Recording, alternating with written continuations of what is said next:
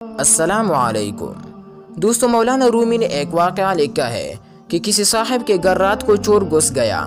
صاحب خانہ کے آنکھ کھلی، رات کی تاریکی میں اٹھ کر ادھر ادھر دیکھا، کچھ نظر نہ آیا، پھر بستر پر جا کر لیٹ گیا۔ چور نے دیکھا کہ صاحب خانہ سو گیا ہے تو تھوڑا سا آگے بڑھا مگر کسی چیز سے ٹکرا گیا۔ آواز ہوئی تو صاحب خانہ پھر اٹھ بیٹھا اور اندھیرے میں ادھر ادھر نظریں پاڑ پاڑ کر دیکھنے لگا۔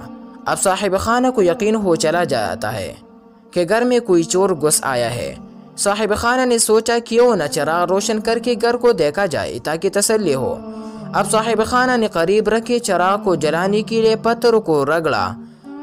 دوستو، پہلے زمانے میں دو پتھروں کو تھوڑی سی روئی پر رگڑتے، پتھر رگڑنے سے چنگاری روئی پر گرتی۔ اس طرح بار بار پتھروں کو رگڑا جاتا۔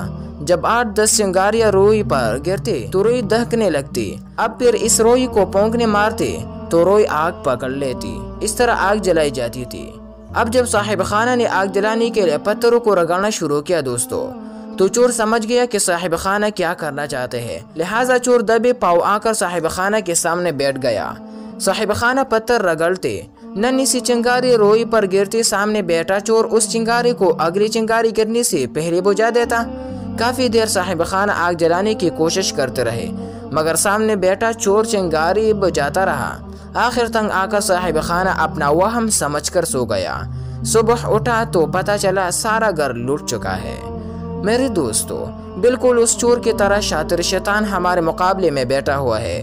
ہم جب بھی کوئی نیکی کرے، خیر کے چنگاری جلاتے ہیں، یہ اسے بجھا دیتے ہیں، کبھی نفس کے ذریعے، کبھی اپنی عیاری اور مکاری سے، تو کبھی لوگوں کے دلوں میں وسوسے پیدا کر کے، کبھی خود ہمارا نفس کہتا ہے چل چھوڑ یار، یہ تو کس کام میں لگ گیا، لوگ کیا کہیں گے، رشتہ دار کیا سوچیں گے، تو کبھی شیطان کسی کام کو الٹ پلٹ کر کے کہے گا دیکھ تو نے وہ نیکی کی تھی، بدلے میں یہ کیا ہو گیا، فلاں کے ساتھ خیرخواہی کی تھی، یہ صلہ ملا ہے تمہیں۔